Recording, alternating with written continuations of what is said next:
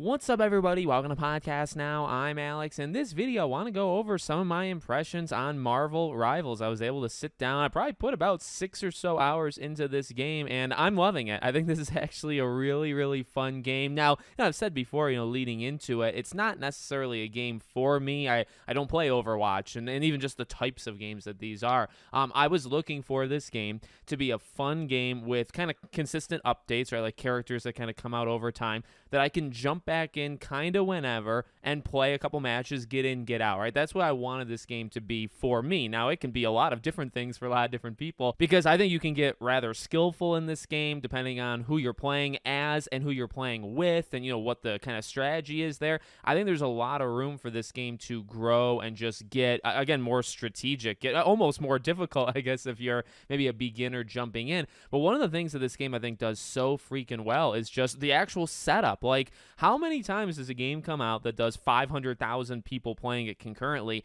and it runs as well as this game is running? And I know, I don't want to make it too big of a deal because, to be honest with you, and I've kind of said this controversially, I mean, games should do this. Games, I think we've been conditioned that games come out and they're broken for the first couple weeks and they're fixed later on. And that's not a better world than when we were at like 20 years ago. This game is like a breath of fresh air. This is a game that's massive, and this is a game that you get in so quickly. At least I was playing this game at nights on Friday, Saturday, like these, and even Saturday kind of during the day as well. These are times I imagine the most amount of people, or hundreds of thousands, if not maybe millions at a time, are playing this game, and you get into matches in like 2.5 seconds. Like, you can't do anything. You hit searching for a match and you're in. So again, don't want to spend too much time, but I do want to give them props for the game runs well. It's not a glitchy, buggy mess. It doesn't drop you from the game. It runs really well, and it gets you into matches in like a quarter of a second. As for the game itself, I honestly was surprised at how much fun I was having. Now again, this is not a game that I can see myself personally playing for like 6, 7. I played it for 6 hours like in all, but it was through breaks. It was over like 2 days, right?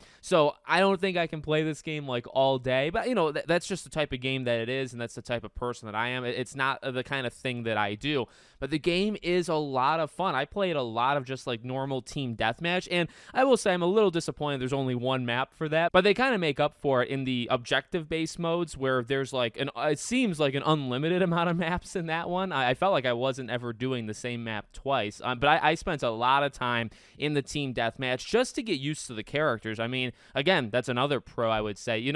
I'm not a huge fan of all of the microtransaction stuff that they do. Like, I think it costs like $25-$26 to buy some skins for these people, which is unbelievable. Now, yeah, there's in-game currency, but if you want to, kind of cheat that or, use real-world money, it's very expensive. I think it's too expensive. But to be honest with you, again, they kind of make up for it, at least in my mind, in 2 ways. One is I don't really care about skins. So they're heavily monetizing, I would say, the least interesting thing to me as a player, and that's okay. If you want to go out of your way to buy that stuff, that's up to you. It's your money, and my money's my money, right? So I'm not, again, going to spend too much time even on that. The second thing that makes it more okay, in my opinion, is that all these characters are just there, right? You have so many, and then like the leaks that are coming out of characters that are coming in the future. This is a game that, with the support that it's at least having to start, and as long as it kind of keeps up, I mean, it already has so much potential in terms of people just getting comfortable with players, or characters, I should say, right?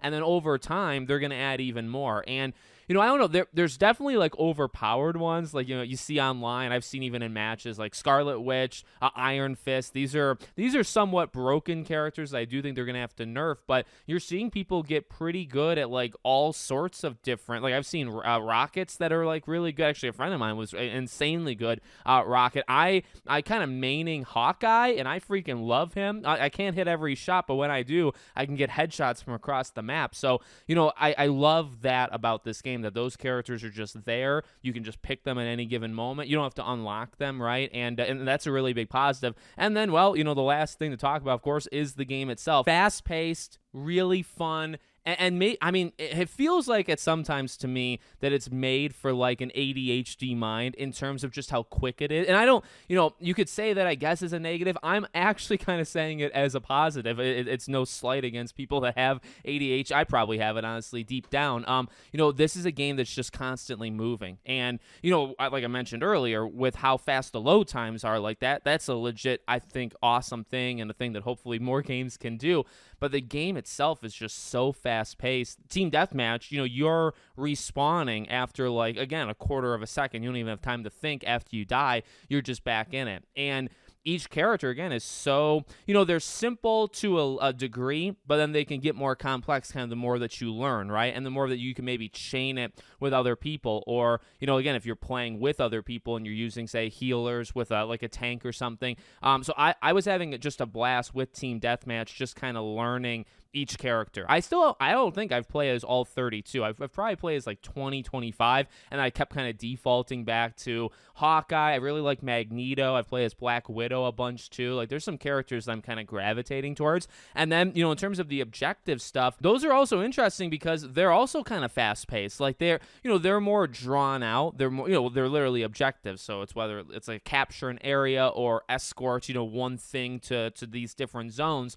It stretches how long you're there. It can last upwards of like 10 or so minutes, but nothing in this game ever overstays its welcome. And I think that's kind of what makes it special, because it's got really solid, awesome, like core gameplay, right? Where it's just engaging and you immediately feel kind of rewarded. And there's enough there. Like, each character has so much that they can basically do, whether it's traversal or whether it's just their abilities in general or their basic attack. And then you kind of, again, with the more objective modes, you kind of have that synergy. You kind of say, okay, well, now we're going to need certain types of people. You don't have to necessarily play as one player. Again, I mean, there's a couple people that are broken in this game, but for the most part, it's like, well, if you just pick kind of a certain class of characters and you work together, like, you can make it a lot of fun. And I mean, I think I might have recorded myself doing it. My friend and I, we were playing it, and we were down bad in one of the objective-based modes of like escorting a carriage, I think it was, and we came back. It was a come from behind victory and an all-time win, I would say, and it just felt so good. So, look,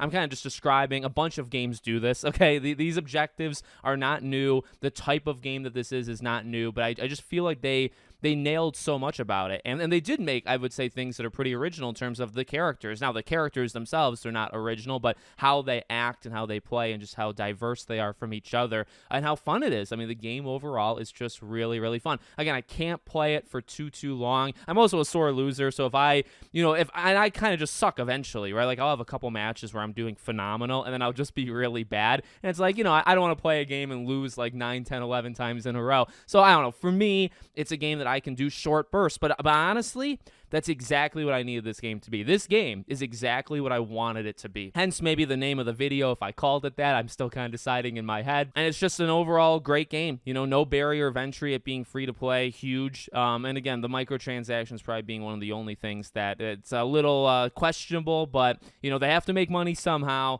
I think they're doing a good enough job of giving us free things, and then if you want to spend like $25 for a skin, I wouldn't do that. I'm never going to do that, but you can do that if you want to do it. So let me know what you guys think in the comments. Make sure, as always, you're subscribed to the channel, bell icon turned on, and I hope to see you all on the next one.